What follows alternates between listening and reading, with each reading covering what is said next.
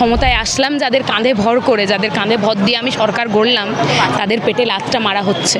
এই যে ইললিগাল ভাবে হকার্সরা বসেছে, সরকার যেটা দাবি করছে ইললিগালভাবে বসেছে, এই যে বসানোর জন্য যে মুনাফা আগের বিগত সরকার টিএমসি সরকার যে মুনাফা লাভ করেছে, যেই টাকা তুলেছে এই হকারদের কাছ থেকে ওখানে একটা জায়গা দেওয়ার জন্য, ঠিক আছে, তাদের তো সেই জায়গা তারা চলে গেছে, তাদের কোনো শাস্তি হচ্ছে না। এই সোনার বাংলা কতটা সোনার আর কতটা সোনার জল গড়া, এটা সাধারণ মানুষ বুঝতে পারছে হাড়ে হাড়ে। সরকার গঠনের 1 মাসও হয়নি এখনো।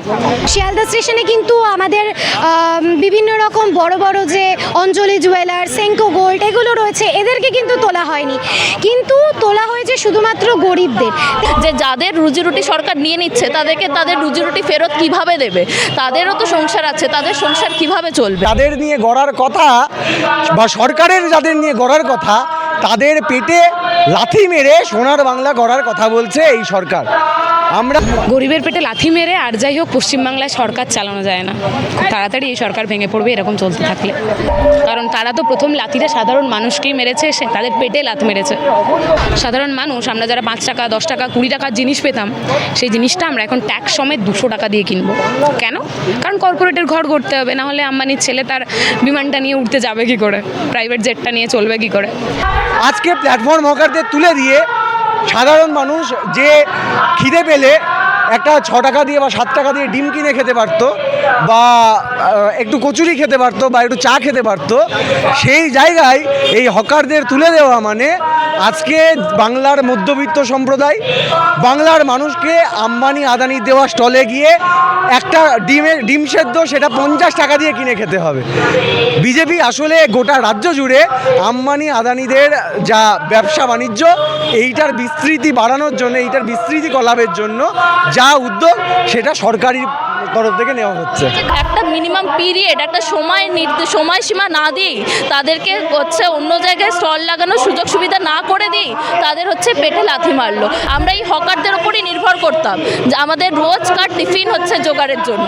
হক মার্কেট থেকে শুরু করে বিভিন্ন জায়গায়, যে সমস্ত জায়গায় খুব কম দামে দ্রব্য কিনতে পারতো সাধারণ মানুষ, সেই জায়গাগুলোকে আসলে টার্গেট করে করে প্রান্তিক মানুষ, খেটে খাওয়া মানুষ, এই হকার সম্প্রদায়, তাদের পেটে লাথি মারার একটা প্রয়াস করা হচ্ছে। 4 দিন আগে অবধি যে পুলিশ তৃণমূল ছিল, আজকে সেই পুলিশ বিজেপির হয়ে গান গাইছে। যে উন্নয়ন তৃণমূল সরকার ওই রাস্তায় দাঁড় করিয়ে দিয়েছিল, সেই উন্নয়ন আজকে বিজেপি সরকার বলছে সোনার বাংলা গড়বে। মানুষজনকে বলা হচ্ছে সোনার বাংলা গড়ব, তার পেছনে আছে সেটা হচ্ছে বিজেপির কর্পোরেট চরিত্র। বিজেপি বলছে আসার আগে এবং আসার পরেও বলছে সোনার বাংলা গড়বে, কিন্তু যেই সোনার বাংলা গড়া হচ্ছে সেই সোনার বাংলায় সাধারণ হকাররা বসতে পারছে না, তাদেরকে ভেঙে ফেলা হচ্ছে, তাদের দোকানপাট ভেঙে দেওয়া হচ্ছে। আমরা এক সময় দেখেছিলাম অত্যাচারী শাসকের আমলে যে স্বর্ণকারটা গয়না বানাতো, সেই গয়নাটা বানানোর পরে তার হাত কেটে ফেলা হতো। আমরা এটা দেখেছিলাম এক সময়। ঠিক সেই রকমই হয়তো এটা, যে ক্ষমতায় আসলাম যাদের কাঁধে ভর করে, যাদের কাঁধে ভর দিয়ে আমি সরকার গড়লাম, তাদের পেটে লাথটা মারা হচ্ছে। এই সোনার বাংলা কতটা সোনার আর কতটা সোনার জল গড়া, এটা সাধারণ মানুষ বুঝতে পারছে হাড়ে হাড়ে। সরকার গঠনের 1 মাসও হয়নি এখনো। গরিবের পেটে লাথি মেরে আর যাই হোক পশ্চিমবাংলায় সরকার চালানো যায় না। খুব তাড়াতাড়ি এই সরকার ভেঙে পড়বে এরকম চলতে থাকলে।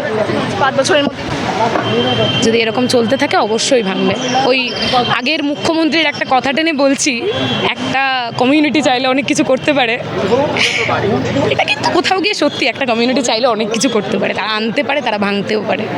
15 বছরের শাসন ভেঙে দিল, এবার তো বিজেপিও খুব তাড়াতাড়ি যা করছে। এবার একটা জিনিস আমরা জানি, ফ্যাসিস্ট শক্তিকে সাধারণ মানুষ আনে, কিন্তু ফ্যাসিস্ট শক্তির যাওয়াটা এত সহজে হয় না। কিন্তু আমরা এটা কখনো দেখিনি যে সাধারণ মানুষ একজোট হলে কি হতে পারে। এবার আমরা হয়তো দেখবো সেটাই, কারণ তারা তো প্রথম লাথিটা সাধারণ মানুষকেই মেরেছে, সে তাদের পেটে লাথ মেরেছে। কারণ পুনর্বাসন দিতে গেলে সেই সব জায়গাগুলো ব্যবহার হয়ে যাবে যেগুলো হয়তো কর্পোরেটদেরকে দিলে, বড় বড় কর্পোরেট কোম্পানিকে দিলে সরকারের ফান্ডিং চলবে, ইলেকট্রাল বন্ডে টাকা আসবে। সে বিভিন্ন জায়গা থেকে বলছে যে মল তৈরি করা হবে বিভিন্ন স্টেশনের পাশে। কি তৈরি করা হবে? এটাই তো ব্যাপার। আমরা দেখেছি, আমি কিছুদিন আগে, আমি নিজের এক্সপিরিয়েন্স বলছি, আমি কিছুদিন আগে ইউপি গেছিলাম, বেনারস গেছিলাম বেসিক্যালি। সেখানে গিয়ে আমরা দেখলাম যে কাশী বিশ্বনাথ খুব ফেমাস টেম্পল, আমরা সবাই জানি। একটা টেম্পলের ভেতর এমন কোনো ভেজ রেস্টুরেন্ট নেই, যেটা ওখানে নেই, প্রতিটার ফ্র্যাঞ্চাইজি আছে। তাহলে কি দাঁড়ালো? সাধারণ মানুষ আমরা যারা 5 টাকা 10 টাকা 20 টাকার জিনিস পেতাম, সেই জিনিসটা আমরা এখন ট্যাক্স সমেত 200 টাকা দিয়ে কিনবো। কেন? কারণ কর্পোরেটের ঘর করতে হবে, না হলে আম্বানির ছেলে তার বিমানটা নিয়ে উঠতে যাবে কি করে, প্রাইভেট জেটটা নিয়ে চলবে কি করে, বা আদানির ওই বড় বড় শপিং মলগুলো তৈরি হবে কি করে। তাই জন্যেই শপিং মল তৈরি হবে এবং তারপরের লাথিটা আবারও পড়বে সেই গরিবের পেটে। হয়ে যাবে। তারা বলছেন 60 বছর ধরে আমাদের দোকান ছিল, কেউ বলছেন 62 বছরেরও বেশি। হকাররা কোথাও যাবে না, হকাররা সেখানেই থাকবে যতদিন না তাদের পুনর্বাসনের ব্যবস্থা হবে। তারা ওখানেই থাকবে, তাদের পাশে বামপন্থীরা ছিল, বামপন্থীরা আছে, বামপন্থীরা থাকবে। এখানে গিয়ে বলছে ফাইন দিতে হবে 5,000 3,000 করে। আমরা সবাই দেখেছি আমাদের এই কলকাতা পুলিশের একটা চরিত্র আছে, তারা সরকারের থেকেও তাড়াতাড়ি রং বদলায়। মানে 4 দিন আগে অবধি যে পুলিশ তৃণমূল ছিল, আজকে সেই পুলিশ বিজেপির হয়ে গান গাইছে, কালকে অন্য কোনো পার্টি আসলে তার হয়ে গান গাইবে। এটা খুব অবভিয়াস, পুলিশের অভ্যেসই এগুলো, নাহলে টাকা আসবে কোত্থেকে? মানে বেতনের টাকায় শুধু কি আর চালানো যায় সংসার? বিজেপি সরকার ক্ষমতায় আসার পর একের পর এক হকার উচ্ছেদ করে দেওয়া হচ্ছে, বলা হচ্ছে সোনার বাংলা করা হবে, স্বচ্ছ পরিষ্কার বাংলা গড়ে। এইটা তো রাইট টু সিটি, এই ডেভেলপমেন্ট, উন্নয়ন, যে উন্নয়ন তৃণমূল সরকার ওই রাস্তায় দাঁড় করিয়ে দিয়েছিল, সেই উন্নয়ন আজকে বিজেপি সরকার বলছে সোনার বাংলা করবে। সোনার বাংলাটা বিজেপি সরকার যাদের নিয়ে গড়ার কথা, বা সরকারের যাদের নিয়ে গড়ার কথা, তাদের পেটে লাথি মেরে সোনার বাংলা গড়ার কথা বলছে এই সরকার।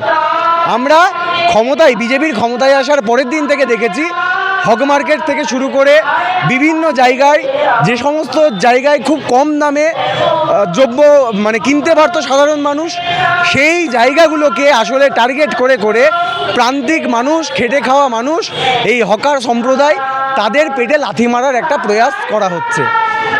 এর পেছনে একটা খুব সুন্দর পরিকল্পনা রয়েছে।